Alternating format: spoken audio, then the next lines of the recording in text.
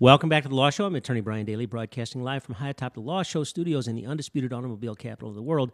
Motown is what we call it. Detroit is what you may call it. But we are speaking here today, as I indicated in the earlier segment, with Bridget McCormack, who is a candidate for the Michigan Supreme Court in the election this year, 2012. In fact, next Tuesday, you're going to have an opportunity to vote for Bridget McCormack, and we're going to talk to her today about everything that she hopes to do on the Michigan Supreme Court, where she's come from, how she's grown up, things like that. We're going to find all about her, and I want to, before we get into that, I want to mention that we have invited every single Supreme Court candidate for this year to come on our show, and for some odd reason, and I can't figure it out, the Republican-nominated candidates, Justice Markman, Justice Zara, and Judge O'Brien from the Oakland County Circuit Court have declined. In fact, I don't think Justices Zara and Markman even did us the courtesy of calling us back, which I can't understand that, but that's what they did. So welcome to the Law Show, Bridget Mary McCormack.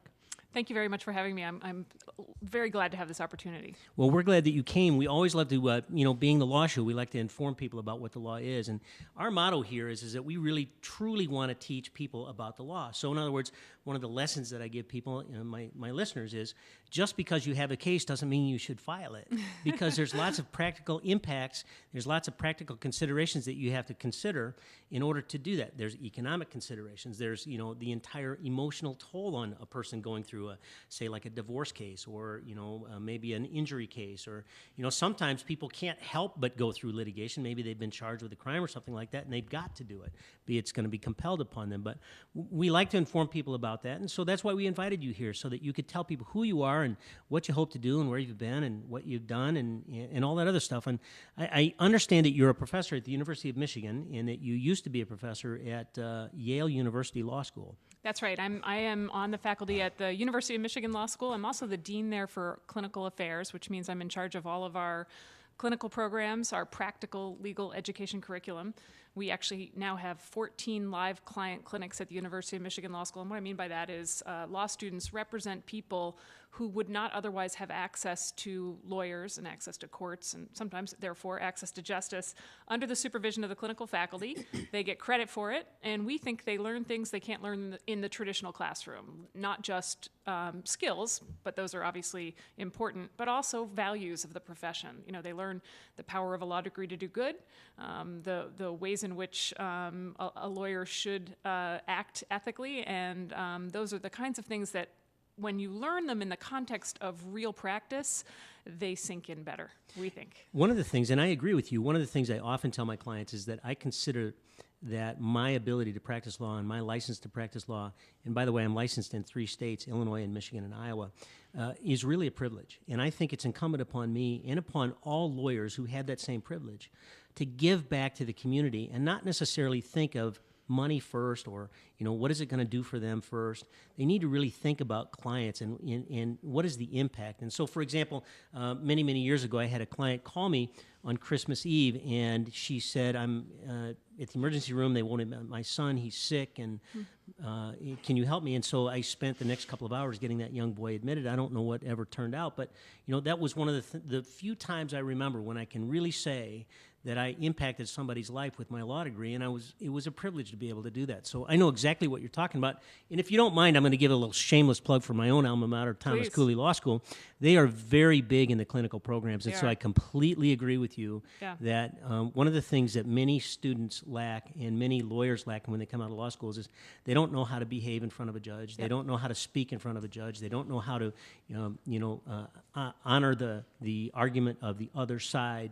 They don't know how to respect the other side. And I can tell you that in the post-tort reform Michigan, that things have gotten, in my view, in Michigan, much more vitriolic and difficult among lawyers and judges. And when I practice out in Chicago, it's like a great big old love fest. People know that they're there to do a job. They're doing a good job. They respect each other. And I remember when Michigan was like that, and that's what I'd really like to get back to. And I'm wondering, what if any impact has that had on your desire to run for Michigan Supreme Court? Yeah, you raise one of my favorite topics, or maybe it's least favorite, but it's a topic I spend a lot of time talking about, and it's one of the main reasons I'm running for the Michigan Supreme Court. I really regret the way partisanship in politics has grown to play such a big role in our Supreme Court and our appellate courts more generally, it really undermines the independent role that our court is supposed to play in our democracy. I don't mean to sound too professorish right now, but the truth is, the court really has a different role to play in our system of government than the other branches. And when it starts playing a political role, it really doesn't serve the public. And frankly, the public knows that. I think we have a public confidence problem in our state Supreme Court right now, because even when the court issues a decision that, if everybody was honest, they might say, well, actually, maybe that was the right decision, that was the rule of law decision, the public assumes it was a political decision because of the extent to which partisanship and politics have come to play such a big role in our state Supreme Court in particular.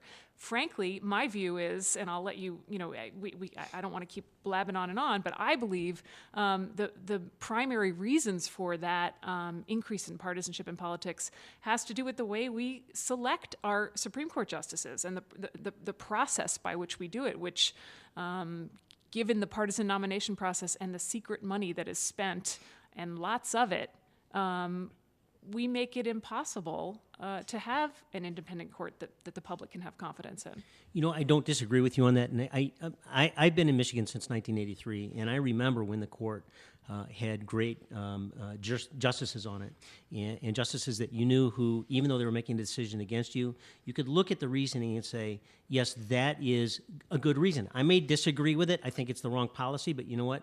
We put them in place. They've got the authority to do that. Yeah. They've got good reasons. They're honorable. They're honorable people that have done this. Dorothy Comstock Riley was a great jurist. Justice, I can't remember her name. You never knew which way she was going to go, but she always had a good reason for doing that. And right. So I'm very much in favor of that as well. But I remember probably sometime shortly after that is when things got a bit more political. Yeah. And this other thing you mentioned the term rule of law judge, and I've heard that a lot. And to me, as a lawyer, that doesn't really mean a whole lot, because my own training tells me that there's different bodies of law. There is, for example, the statutory law, and that's what some of the current candidates mean as being rule of law judges. In other words, they're going to follow the statute. But what if the statute says everybody with red hair is going to have to shave their hair and lose the left ear, right? So we have to go to the other bodies of law, the equitable body of law, in addition to the common law. So why is it, do you think, or maybe you have an opinion, maybe you don't, the current justices seem to reject the equitable law and the common law? And I've heard actually one of our judges describe the common law as a drunken uncle, if you have. Have you ever heard that? I haven't heard that, That shows up at the garden party? I have not heard that, but this is an interesting topic. And I have to say there's no... there is no mistake that any court and any justice has to be a rule of law justice. What that means is the interesting question you raise. Now, it harkens back to my last answer to your last question, which is, the court is doing a different job than the political branches of government. It's the court's job to apply the law that the political branches make, and doing that is what makes the court different from the other branches, so it has an independent value. It also is what gives society stability, predictability. It's, markets count on it, individuals count on it, police officers count on it, families, communities, we all count on predictability and stability from our law. But activism comes in many forms. I mean, it's not just judges of one political party who can be activist. Any justice or judge who applies a policy that is not what the law requires can be an activist judge. So I kind of reject the framework that only one kind of person is a rule of law judge and one kind is an activist judge. I, however, embrace the idea that the rule of law is critical to our society, and in fact, the court should play a different role than the other branches of government. And in some ways, it's the most conservative branch. It really does apply the law made by the other branches. As you say, the law means more than the law encompasses a number of bodies of law, and figuring out which one applies is obviously sometimes the important question. And I have always thought of the Supreme Court as being sort of the legal profession's equivalent of the equalizer. So in other words, we have a majority in our legislatures. We have a governor who is part of that majority. And I've always thought that the Supreme Court is the last bastion of, I wouldn't want to say defiance, but the last bastion of reason to determine if what the majority is really doing is the right thing to do. So they're the ones that protect the individuals from wrongful prosecution. They're the ones that protect the individuals from, for example, there was a case recently reported out by, I think it was written by Justice Zara, where a young man had been involved in a very bad car accident and was immediately rendered comatose. And he stayed comatose for 6 months until he died. But his insurance policy required him to give an actual notice that he was going to sue them for uninsured motorist benefits because it was a hit-and-run accident. But he was unconscious. And they still held him to that responsibility. So I'm just wondering, how does that fit? If they're really truly rules of law judges, why do they ignore the rights and the individual disabilities of this individual that couldn't act for themselves? Yeah, I mean, without commenting on any specific cases, because I think as a candidate for court that's not appropriate, I agree with the more general principle that the court sometimes, throughout the course of history, we've seen it in state Supreme Courts and the U.S. Supreme Court, the court sometimes has to take an unpopular position because it's what the law requires. And that is the court's job, and the court has played that role over the course of history. It's also the case, however, that at times where we have a legislature that leans in one direction, you're going to have a court, if it's doing its job in following the law the legislature creates, might not always give you the results that you want. I sometimes say to people on the campaign trail, which is awkward, it's a funny job to campaign for, because all I can tell you is, I promise I might one day rule against you. I can't really promise you more than that. Because if I'm going to do my job the way you're supposed to do it, I can't promise you any specific outcome. And so some of your complaints are probably best taken up with our legislature. But I think you make the broader point in a really important way. The law is not just found in statutes, it's also the Constitution. The Constitution, the statutes, the common law, the equitable law, it all comes to play a part. And what we're really trying to do is create stability and predictability. And to protect those who are entitled to and deserving of that protection. Yeah, I mean, this is a well-known theme for scholars and legal academics. Socio-legal uncertainty is a problem for markets, but it's also a problem for individuals and families and police officers and the kind of people I've represented over the course of my career who need to know the rules as much as everybody else does. I mean, a first down could be 9 or 10 yards, it doesn't really matter which, but pick one and stick with it because the offense needs to know, is it 9 yards or is it 10 yards? And that's what we need is predictability and stability, not a change in the law every time we get a change in the court.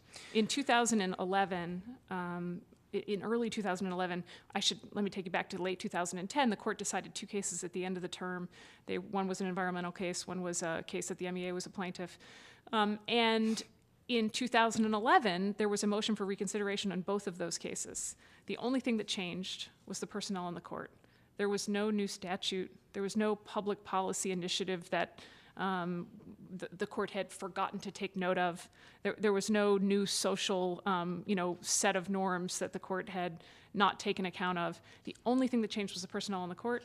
Both cases, the court accepted for reconsideration, and in both cases, the court changed its opinion in just a matter of months. That kind of partisanship and politics doesn't provide predictability and stability that the rule of law is designed to apply. So if you have a Supreme Court that has been impaneled, and they apparently embark upon a crusade to overturn cases that have been in place for years and years and years and years, then how do you deal with that when a fair set of justices is impaneled on that Supreme Court? In other words, there may be predictability, right? But knowing that you cannot find redress for your particular grievance, although there may be predictability, is that right? Is that fair? And how do you deal with all that? I mean, how do you go back and say like a decade and say, going all the way through these cases and comparing them to the content of the studies that have been on the Michigan Supreme Court, and these precedents have been overturned. I mean, how do you undo the damage that's been done? Yeah, well, that's such a really interesting question, Brian, and I think it has like many parts to it. I mean, you're in some ways you're asking kind of a technical question. What role does precedent play in a court like this one, where partisanship in politics has been playing a role for some time? Right. You know, what does precedent mean anymore? What kind of deference to precedent is due, given that? I believe that that legal precedent is incredibly meaningful. Stare decisis is really meaningful, and there is a real value in it for all the reasons I said before. Predictability and stability mean a lot. It does get more complicated with a jurisprudence that is hard to follow. But I think more than anything, what we need going forward is to restore public confidence in our court. And I think we'll do that. I think we want the kind of court you described that you used to know, a court where even when it ruled in a way that wasn't the outcome you wanted, you believed that the decision was reasoned, that court gave reasons for it, you understood those reasons, and even when you didn't agree with them, you might have, there was a point of law that you could have, argued about. They made sense to you, and you accepted the decision as one that had integrity. Then you have public confidence in your court. And that, to me, is like our first order of business. We really need to restore public confidence in this court's outcomes. What a great answer. And we are listening, you are listening today to The Law Show on News Talk 760 WJR. We are interviewing and talking with Bridget McCormack, who is a 2012 candidate for the Michigan Supreme Court and a professor at the University of Michigan. Go Blue. We're going to take a short break, and when we come back, we'll be listening to Bridget McCormack again about a couple of other issues. We're going to talk about the current makeup of the Supreme Court and how it's viewed by outside individuals. And then we're going to ask her a little bit later on in the show why it is she wants to run for Michigan Supreme Court, and what it is she thinks is important for you to consider and whether or not to vote for her. We'll be right back. I'm Attorney Brian Dailey. Stay tuned.